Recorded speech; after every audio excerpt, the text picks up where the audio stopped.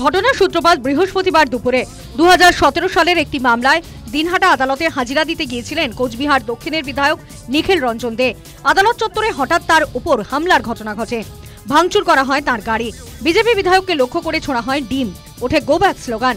ঘটনার নিন্দা করে সরব হয়েছেন নিখিল রঞ্জন। দিনহাটার বিধায়ক তথা রাজ্যের মন্ত্রী উদয়ন গুহের অনুগামীরা এই হামলা চালিয়েছে বলে অভিযোগ করেছেন। পুলিশ ঘটনাস্থলে থাকলেও নীরব দর্শকের ভূমিকা পালন করেছে বলে অভিযোগ করেন। রাজ্যে আইনের শাসন নেই বলেও দাবি করেছেন। যখন আমরা কোর্ট থেকে বেরিয়ে আসার সময় তৃণমূল আশ্রিত গুন্ডা বাহিনী এবং উদয়ন গুহর অফিসের চাকরি করে একজন, সে পর্যন্ত এই হামলার সাথে জড়িত। তার নাম আমরা পরবর্তীকালে প্রকাশ করব, তার নামে এফআইআর করব। কিন্তু পুলিশ কোনো রকম ব্যবস্থা গ্রহণ করেনি। পুলিশ নীরব দর্শকের ভূমিকা পালন করেছে।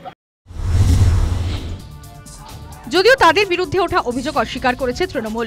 বিজেপির অন্তর্দ্বন্দ্ব বলে সাফাই দিয়েছে তারা। কি হয়েছে আমার জানার কথা না, আমি জানিও না। আজকে এটা নিয়ে এত উতলা হচ্ছেন, আর যেদিন আমার উপর আক্রমণ হয়েছিল সেদিন তো একবারও বলেননি যে ওনার উপর এটা আক্রমণ হয়েছে, এটা বিজেপির লোকেরা আক্রমণ করেছে। সেদিন তো ওনার মুখ দিয়ে এই ধরনের কোনো কথা বেরোয়নি। কাজেই যে যেমন করবে সেরকম তার উত্তর পাবে। এদিকে আদালত চত্বরে দলীয় বিধায়ক আক্রান্তের খবর পেতে ঘটনাস্থলে ছুটে আসেন জেলা বিজেপি সভাপতি অভিজিৎ বর্মন।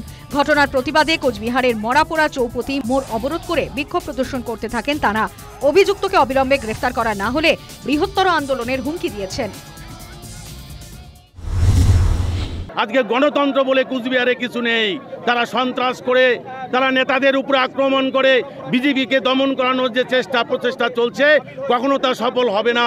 আমরা আগামী দিনে আরো আজকে যেমন পথ অবরোধ করছি, আগামী দিনেও আমরা বৃহত্তর আন্দোলনে নামবো এর প্রতিবাদে। স্পিকার হিসেবে বিধানসভায় বিমান বন্দ্যোপাধ্যায়ের ভূমিকার নিন্দা করে বুধবার বারুইপুরে প্রতিবাদ সভা করতে গিয়েছিলেন বিরোধী দলনেতা শুভেন্দু অধিকারী। সেখানে গেলে শাসক দলের নেতা কর্মীদের বাধার সম্মুখীন হয়েছিলেন তিনি। এই ঘটনার কয়েক ঘন্টা কাটতে না কাটতেই দিনহাটায় আক্রান্ত হলেন বিজেপি বিধায়ক। যেখানে বিধায়ক আক্রান্ত হন সেখানে সাধারণ মানুষের নিরাপত্তা নিয়ে উঠছে প্রশ্ন। সেই সঙ্গে প্রশ্ন উঠছে পুলিশের ভূমিকা নিয়েও। News time.